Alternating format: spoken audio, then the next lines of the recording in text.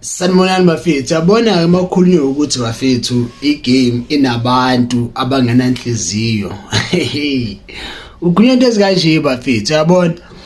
Into engiyithandayo lana ukuthi amaqiniso ayaziveza bafethu. Yabona ngoba abantu abaphatha kanjani wenzeni amaqiniso ayaziveza bafethu. And kunenye ividiyo ekhahlanga nabo esithi khona abantu abakhule behlupheka most of the time baba greedy. And mengiphikisana naye la movie la video leya, but manje mova isikhathi ngiyabona abantu asifani. Kunabantu abakhule behlupheka abakwazi ukunakela abanye abantu ngabe sibe right. Kunabantu abakhule behlupheka ngabe sibe right baba greedy, bacabangela bona bodwa, abanandaba nabanye abantu, bazibona bengcona abanye abantu. Ngiyayibona into leyo.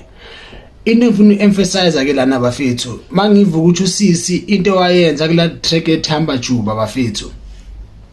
From when it's come to recording, when it's come to badala ama-masters, yonke lanto nje mabese studio ebhaye igawulo, ebhaye ama drinks, yonke lanto. It hurts me ukuthi akatholanga even royalties out of that song. Yabo, because yena makenza ngobuntu lanto. Yabo, mengazi kusasiza big fire. Yabo, because most of the time thina abantu abamnyama sinobuntu kakhulu. And isikhohle ukuthi akuthi wonke umuntu omnyama njengebala unobuntu bafethu. Omunye umuntu akasinabo ubuntu. Sibe adapte ubulungu phakathi kwabo, bala lo moya obulungu uyuzana bafethu. And yangihlukumeza mangibona ukuthi uSifiso wayuza usisi kangaka, and basiphuma indaba bafethu ukuthi kahle usisi was there for uSifiso isikhathi umfazi kaSifiso esesibhedlela. Yebo lo nto leyo. And lo nto leyo bafethu yakhomba ukuthi bafethu usisi umuntu onobuntu kakhulu. Yabo, but sometimes ukulunga amelekanga ukusebenzisa kubantu abengekho right.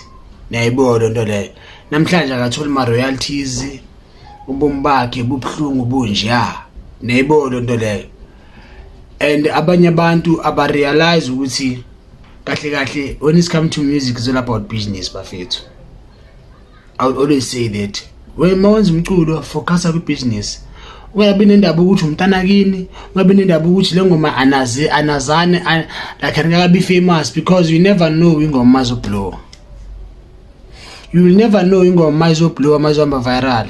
Uzorecord la ngoma kwese studio backroom studio, ni drop ingoma ithi viral, the person maybe ndichikhulisa lapha ripalise ngaye bese adla imali anishiye ninjalo bafethu.